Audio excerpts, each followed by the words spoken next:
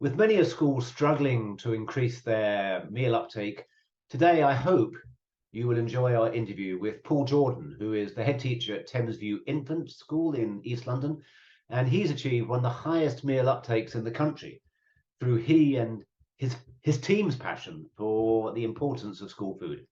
High meal uptake not only benefits the pupils, but the school as well, and of course caterers too, and especially so during during this cost of living crisis that we're currently facing. So Paul, welcome to Juniper Interview With, and thank you for joining me. And perhaps we could start with a short introduction from yourself and hear about you and your fantastic school. So hello, welcome. I'm Paul Jordan. I've been teaching for almost 30 years. I'm a head teacher for 16 years. I'm from East London originally. My school's in one of the most deprived wards, in fact, the most deprived ward of one of the most deprived local authorities nationally. Very disadvantaged, lots of very vulnerable children, a high ethnicity, an infant school, 438 pupils. The heart of what I do is my family, it's my life. And we do everything that we can do to help every child and their family achieve their best. I've been the head since 2007, twice outstanding, and we're hoping in our next Ofsted we'll be outstanding again. I'm sure you will be. So in your school, obviously, all the pupils are entitled to a free school meal under the government's Universal Infant Free School Meal Scheme. And no one can dispute the benefits of a hot, healthy, nutritious meal each day. And that for many pupils, this is their main meal of the day. So I'm sure you would agree, but I'd like to hear from you. This is the same for your school community too, is it not? Absolutely. And we don't entertain packed lunches.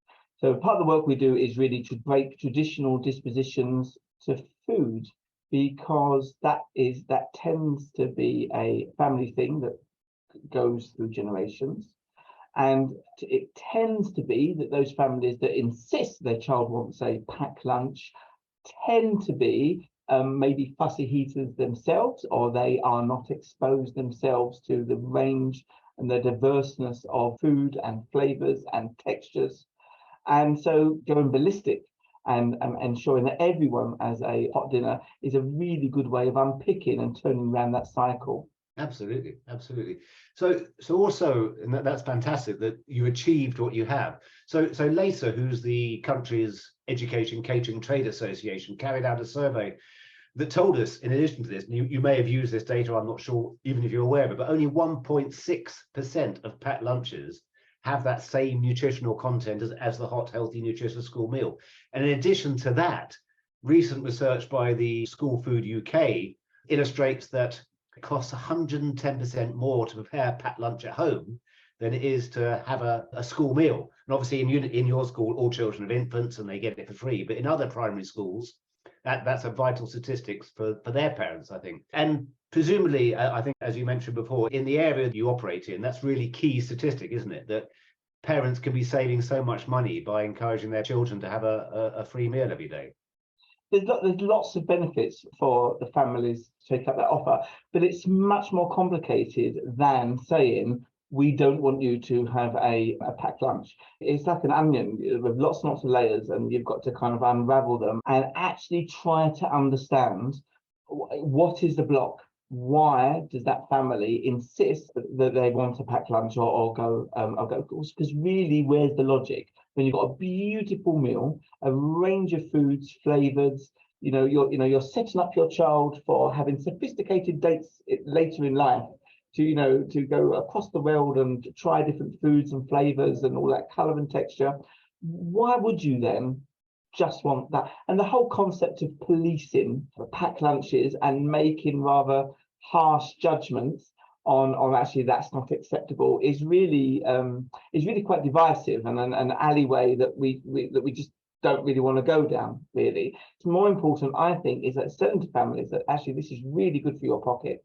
It's really good for the child. So what are the barriers that are stopping you engaging with this? And once you've got that, then it's about working with that and unpicking it a bit further. So Paul, obviously, I'm sure your catering team have done parent taster sessions. Has that been a real help for you in encouraging parents to make that switch to the school meal?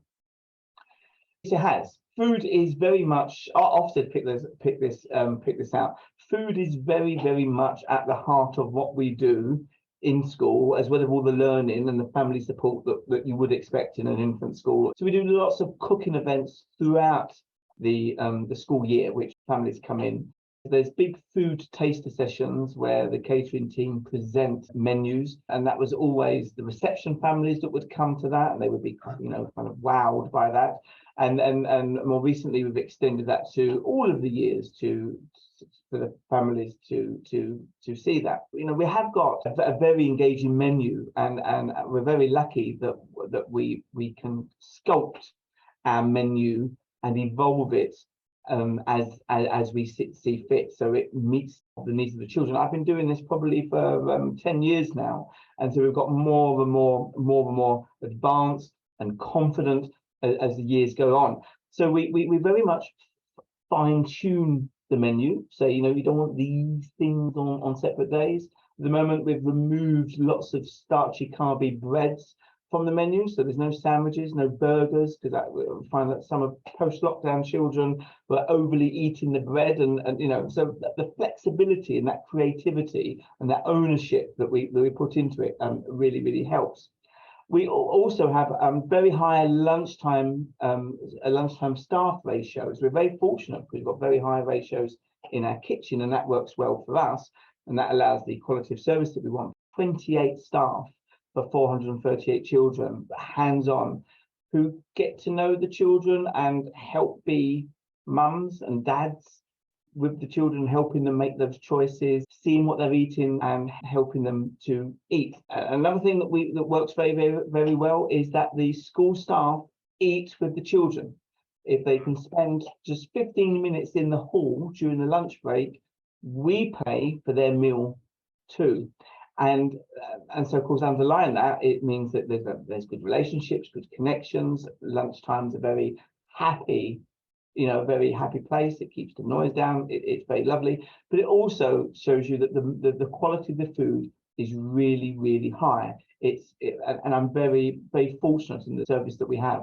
Really good quality food that everyone likes. Fantastic, and obviously it's quite clear that that relationship you have with the staff in the kitchen there is strong as well, which is crucial, isn't it?